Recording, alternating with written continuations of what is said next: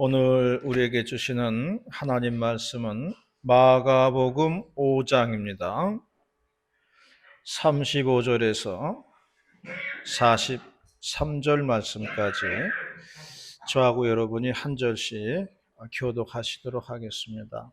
신약성경 마가복음 5장 35절에서 43절 말씀입니다.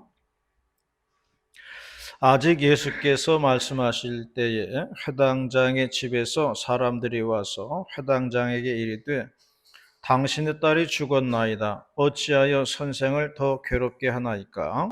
예수께서 하는 말을 곁에서 주시고 회당장에게 이르시되 두려워하지 말고 믿기만 하라 하시고 베드로와 야고보와 야고보의 형제 요한 외에 아무도 따라옴을 허락하지 아니하시고 회당장의 집에 함께 가서 떠드는 것과 사람들이 울며 심히 흉흉함을 주시고 들어가서 그들에게 이르시되 너희가 어찌하여 떠들며 우느냐? 이 아이가 죽은 것이 아니라 잔다 하시니 그들이 비웃더라. 예수께서 그들을 다 보내주시니 아이의 부모와 또 자기가 항해한 자들을 내주시고 아이 있는 곳에 들어가 그 아이의 손을 잡고 이르시되 달리다굼 하시니 번역하면 곧 내가 네게 말하노니 소녀야 일어나라 하심이라.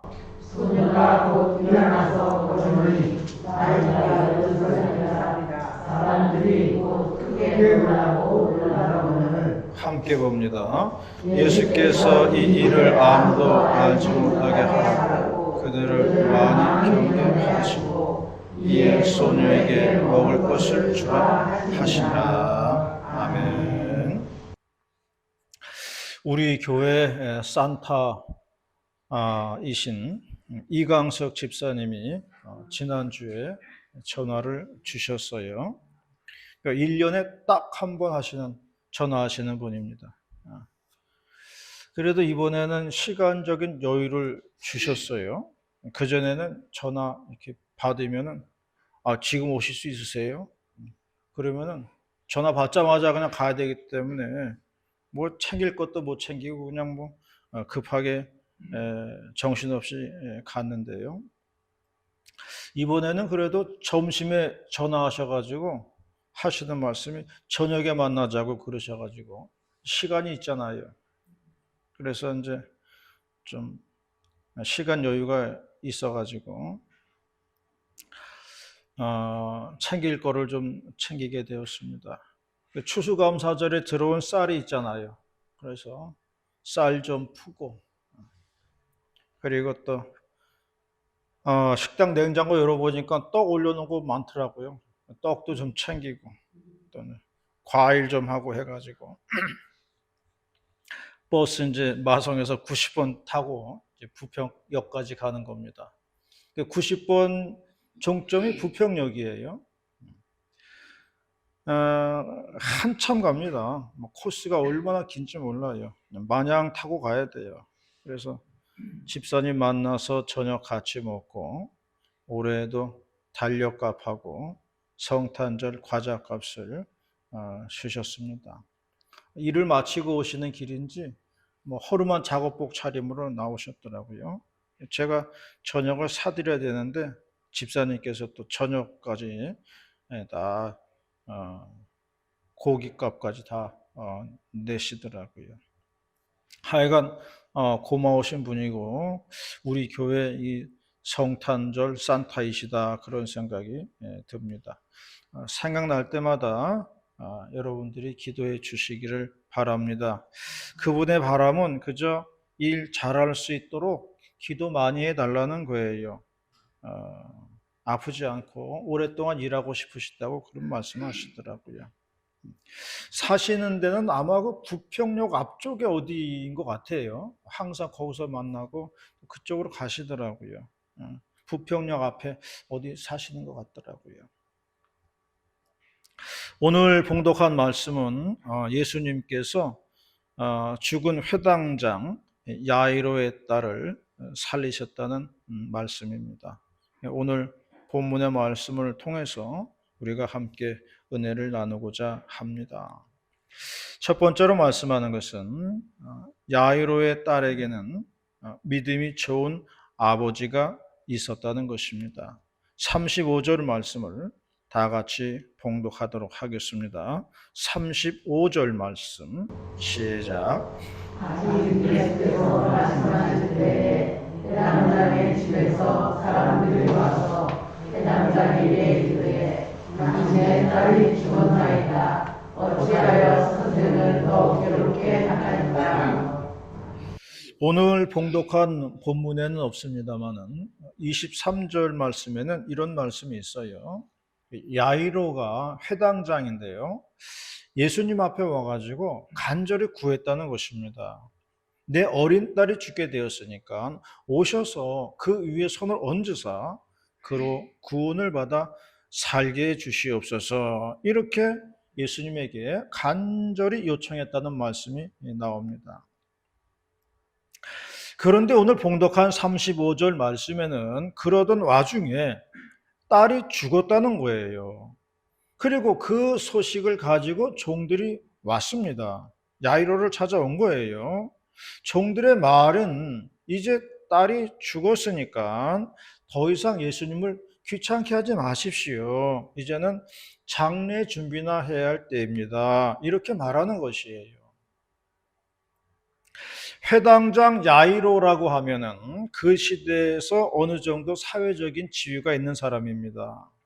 그런데 딸의 병을 고치기 위해서 자신의 체면이나 그리고 신분이나 그리고 자존심이나 이런 거 다 내려놓는 거예요. 다 내려놓고 예수님 앞에 나왔다는 것입니다. 이러한 믿음의 아버지가 있었기에 야이로의 딸은 살 수가 있었다는 것을 말해주고 있는 것입니다. 온 집안 식구가 믿음이 다 좋았으면 좋겠어요. 그런데 온 집안 식구가요, 다 믿음이 좋을 수는 없습니다. 5명의 식구가 있다고 한다면 5명의 가족 다 믿음이 좋으면 좋겠어요. 그러나 그렇지가 않아요. 그런 가정 별로 없습니다. 그런데 중요한 것은 뭐냐면 그 가정 중에서 믿음 좋은 사람 누구 한 사람만 있으면 된다는 거예요. 그 사람의 기도와 수고로 말미암아 가정의 역사와 기적이 일어난다는 거지요. 우리 교인들도 뭐 한 30명, 40명 되는데요. 그 모든 사람들이 다 믿음이 좋았으면 좋겠어요.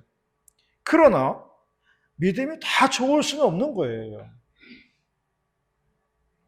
그 중에 대표 선수가 있는 거죠. 기도의 대표 선수가 있는 것이고요. 봉사의 대표 선수가 있는 거예요. 그러한 소수의 사람으로 말미암아 역사와 기적은 일어난다는 것을 말씀해 주고 있습니다. 요즘 월드컵 축구가 한창이지요. 지난번에 저도 한국하고 우루과이하고 하는 경기를 보았는데요. 우리나라 선수들 예상외로 잘하더라고요. 그 선수들을 가리켜서 국가대표라고 합니다. 우리가 다 나가서 뛸 수는 없어요. 우리 5천만 명 중에 다 나가서 뛸 수는 없는 겁니다. 그 중에서 제일 잘하는 사람 11명 뽑아가지고 나가는 거예요. 그게 국가대표예요. 11명이 뛰고 나머지는 뒤에서 응원하면 되는 겁니다. 그러니까 11명 뛰고 한 4,990명 뒤에서 응원하는 거죠. 그러면 우리가 뛰는 거나 마찬가지예요. 복음서에 보면은 중풍병자 얘기가 나와요. 그 당시 예수님께서 사신 곳은 가버나움이었어요. 가버나움 동네에 사셨는데 예수님의 집 앞에 많은 사람들이 몰려들었다 그랬어요. 근데 이 중풍병자에게는 믿음이 좋은 4명의 친구가 있었다 그랬어요. 이 친구 4명이 들 것을 준비했어요. 그리고 친구를 매가지고 예수님 집에 온 겁니다. 그런데 보니까 사람이 인산인해가 있으니까 앞으로 나갈 수가 없는 거예요. 그러니까 지붕으로 올라갔다 그랬어요. 그래서 그 지붕을 뜯었다고 그랬어요. 지붕을 뜯고서 밧줄을 4개통으로 묶어가지고 예수님을, 그 친구를 예수님 앞으로 이렇게 내려놓았다. 그렇게 말씀을 하고 있습니다. 그때 예수님의 말씀은 친구들의 믿음을 보시고 중풍병자를 고쳐주셨다. 그렇게 말씀하고 있습니다. 중풍병자의 믿음으로 나은 게 아니에요.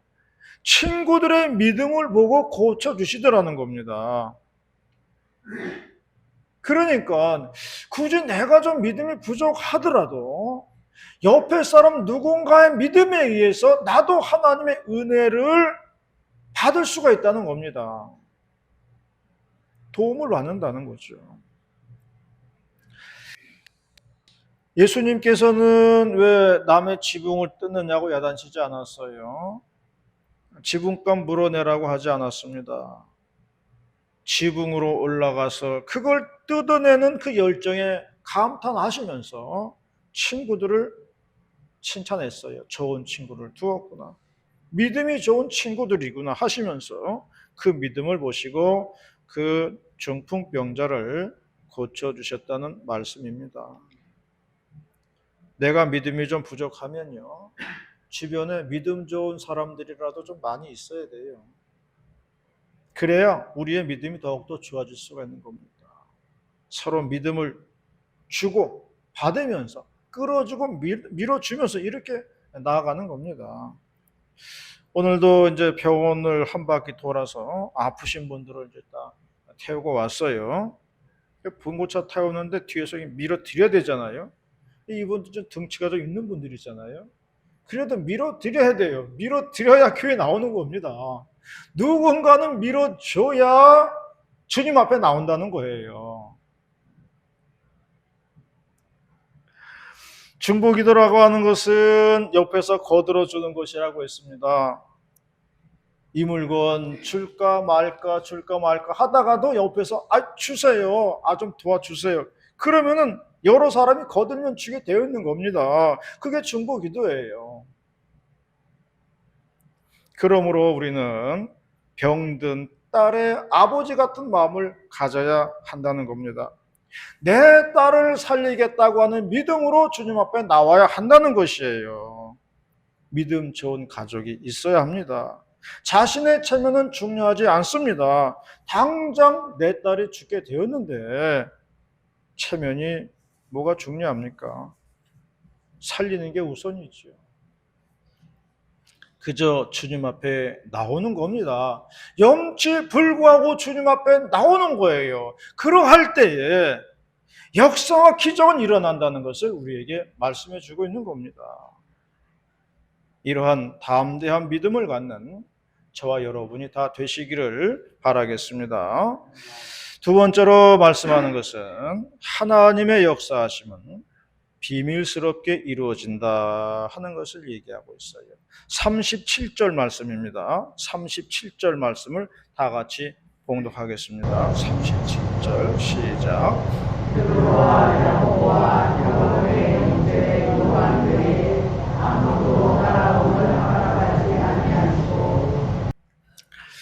예수님께서 회당장 야이로의 집에 갈 때에 베드로와 야고보와 요한만 데리고 가셨다 그랬습니다. 그리고 집에 왔을 때는 많은 사람이 있었다 그랬어요. 그런데 그 모든 사람 다 내보내셨다 그랬습니다. 그리고 아이의 부모님만 있게 했어요. 그리고 그 자리에서 예수님은 딸의 손을 잡고 일으켰다는 말씀입니다. 많은 사람들은요, 하나님의 역사와 기적을 볼 수 없었습니다. 그 안에 있는 소수의 사람, 제자 3명, 부모님, 요 사람들만 하나님의 기적을 본 거예요. 하나님의 택하신 백성들 소수만이 하나님의 비밀스러운 역사와 기적을 볼 수 있다는 것을 얘기하고 있어요. 요한복음에 보면은 갈릴리 가나에서 예수님께서 물로 포도주를 만드신 기적이 기록되어 있습니다.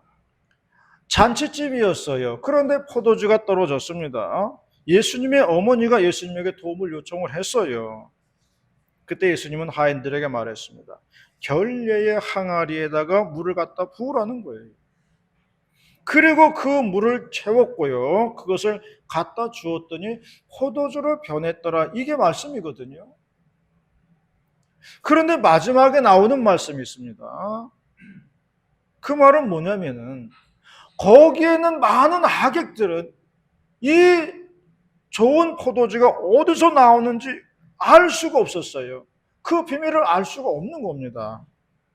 그런데 물을 떠다 부은 하인들만이 그 비밀을 알았다는 거예요. 그게 말씀 마지막에 나오고 있습니다. 그러므로 모든 사람이 하나님의 역사와 기적을 깨닫는 게 아닙니다. 말씀에 순종하고 믿음으로 바라보는 사람만이 하나님께서 행하시는 놀라운 일들을 볼 수 있다는 것을 얘기하고 있는 거예요. 이스라엘 백성들이 광야 생활을 하던 시절이었습니다. 광야에서 먹을 게 없잖아요. 식량이 떨어진 겁니다. 그런데 거기에서 만나라는 것을 먹게 되었어요. 아침에 나가 보니까 뭐가 있는 거예요. 그래서 이게 뭐냐, 이게 뭐야 하면서 갔다가 먹었는데 그게 만나라는 겁니다. 만나라는 이름의 뜻은 이게 뭐냐, 이것이 무엇이냐 이런 뜻이에요. 알 수도 없는 것이지만은 나가서 주워다 먹었다는 거예요. 그게 만납니다. 식량으로 삼았다는 거죠. 아무것도 없는 광야에서 그걸 먹을 줄을 누가 알았겠습니까? 또 광야에서 고기를 먹었다고 그랬어요. 어느 날 메추라기 떼가 날라오더니만 광야에 수북하게 죽어 있는 겁니다. 그 광야에 메추라기 떼가 날라올 줄 누가 알았겠습니까? 그런데 하나님께서는 그렇게 먹이시더라는 거예요. 결국 하나님께서는 우리가 알 수 없는 방법으로 역사하시는 것입니다. 우리가 알 수도 없고요, 상상할 수도 없고요, 전혀 생각하지 못했던 방법으로 역사하시더라는 겁니다. 이것이 하나님의 방법이라는 것을 말해주고 있어요. 유튜브를 보면은 그 의사들이 그 개인 유튜브를 만들어 가지고 이렇게 올려요. 그러면 개인 방송이죠. 자신의 그 전공 분야를 이렇게 얘기를 해주니까 우리 같은 사람들이 보면은 굉장히 많은 정보를 얻을 수가 있습니다. 그것도 막 의학 전문 분야별로 막 다 올려놓으니까요. 그것도 뭐 국내 아주 큰 굴지의 병원들 의사들이 나와가지고 하니까 더 이제 믿음이 가는 거예요. 그런데 어느 의사가 그런 말을 합니다. 똑같은 환자들이에요. 같은 병을 가졌습니다. 그러니까 똑같은 수술을 했어요. 다르게 한 것이 하나도 없습니다. 그런데 신기한 것은 어떤 사람은 죽고 어떤 사람은 살더라는 거예요. 이거를 의사로서는 알 수가 없다는 겁니다. 왜 어떤 사람은 죽고 어떤 사람은 살아야 하는지. 똑같은 사람이고 똑같은 환자고 똑같은 수술했어요. 그런데 누군 죽고 누군 살더라는 겁니다. 이건 의사가 알 수 없다는 거예요. 결국 하나님의 선택이에요. 하나님의 주권적인 선택입니다. 그런데 이런 하나님의 주권적인 역사하심을 사람은 알 수가 없다는 겁니다. 하나님의 역사하심은요, 사람이 볼 수 있게 이렇게 만들어지는 게 아니에요. 왜 이강석 집사님이 추수감사절이 지나면 꼭 전화하셔가지고 달력값하고 성탄절 과자값을 주시는지 우리는 몰라요. 왜 그러는지 몰라요. 그냥 주니까 받아오는 것 뿐이에요. 언젠가 문득 그런 생각이 들더라고요. 제가 청년 시절에 그 파주 문선에서 기차를 타고 그리고 버스를 한번 갈아타고 그 은평구 신사동에 있는 교회를 다녔어요. 그때 내가 왜 그랬지? 아니 그 먼 거리를 기차를 타고 버스를 타고 왜 굳이 그 교회를 갔을까? 그런 생각이 들더라고요. 주변에 교회도 많이 있잖아요. 가까운 데 나가도 되는데 왜 굳이 그 먼 데서 문산에서 기차를 타고 와가지고 그 버스를 또 갈아타고 그리고 갔을까? 지금 생각하면 이해가 안 되더라고요.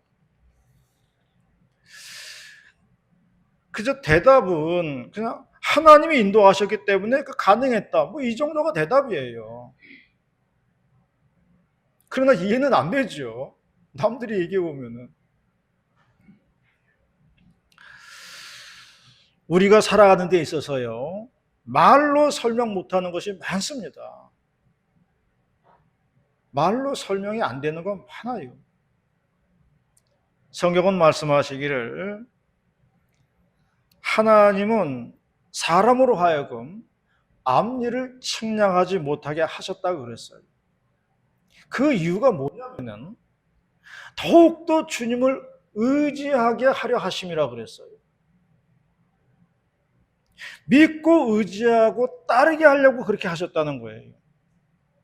만약에 자기 자신이 나의 미래를 다 알고 앞니를 다 알아요.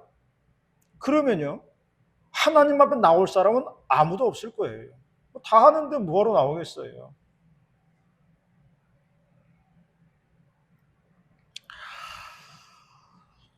그래서 하나님 말씀 보면요. 우리들에게 고난이 있다는 겁니다. 그러면 기도하라 그랬어요. 그거 가르쳐 주신 게 그거예요. 고난이 있느냐? 기도해라. 살다 보면 좋은 때도 있다는 겁니다. 그러면 찬송하라는 거예요. 그것만 가르쳐 주셨어요. 그리고 여기서 더 나아가면요. 그건 교만이에요.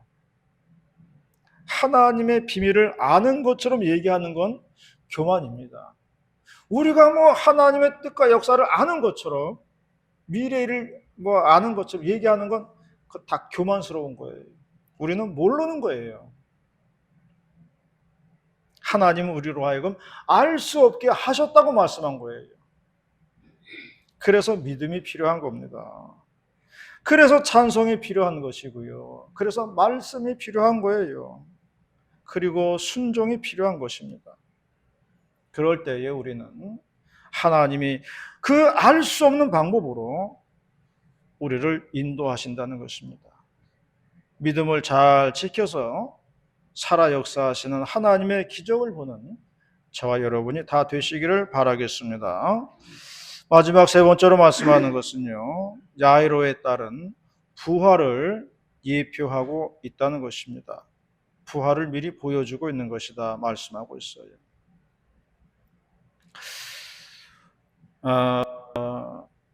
41절 말씀 다 같이 봉독하겠습니다. 41절 말씀입니다. 시작.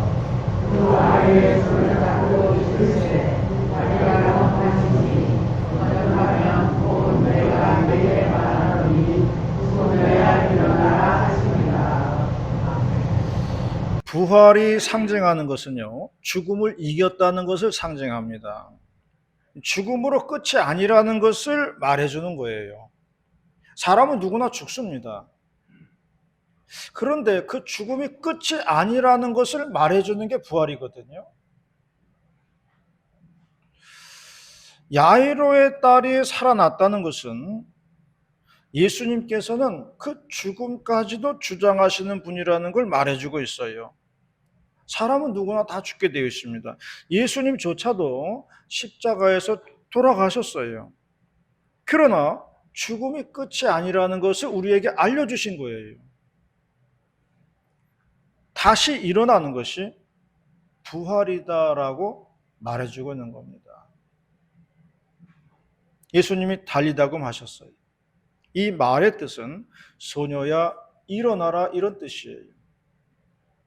결국 이 말은 죽음의 현장에서 하나님은 부활을 보여주신다는 것을 상징적으로 보여주고 있는 겁니다.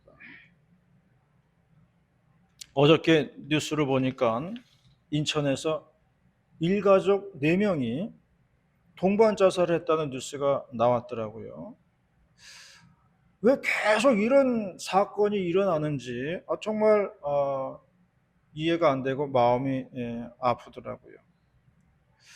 그리고 그 아이들이 뭐 어린애들도 아니고 이제 고등학교 연령대인 10대 아들 2명 같이 이제 죽었다 그랬어요.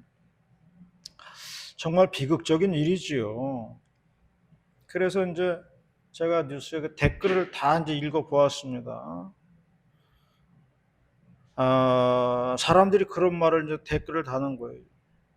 부모가 40대인데 둘이서 악착같이 벌면 500원 번다. 그러면 살 수 있지 않느냐. 아이들도 고등학생들인데, 고등학교 연령인데, 아니, 혼자서 충분히 살 수도 있는 건데, 왜 굳이 그렇게 애들까지 죽이고 그렇게 해야 되느냐. 그렇게 썼어요. 그렇게 생각을 하면은 정말 그 가족의 죽음은 이해하기 어려운 거죠. 우리가 이제 그 집안 사정을 뭐 다 알 수는 없어요. 모르는 사람들이니까요. 그런데 그런 결정을 하는 사람들은요, 왜 그런 결정을 하느냐면요, 일단 마음이 먼저 무너져 버리는 거예요. 정상적인 판단을 할 수 없을 정도로 마음이 무너져 버린 거예요. 정신이 무너진 겁니다. 그래서 그런 결정을 하는 거예요. 그래서 아무런 의욕이 없는 거예요. 우리는 이해를 못한다 그러죠. 정상적인 사람들로서는 그게 맞는 말이에요. 그러나 당사자들에게는요, 정신이 무너지고 마음이 무너진 거예요. 정상적인 판단력을 상실했어요. 그래서 안 되는 겁니다. 무력감에 빠져가지고요, 아무것도 못하는 겁니다. 그래서 어떤 분은 그런 댓글을 쓴 것을 보았어요.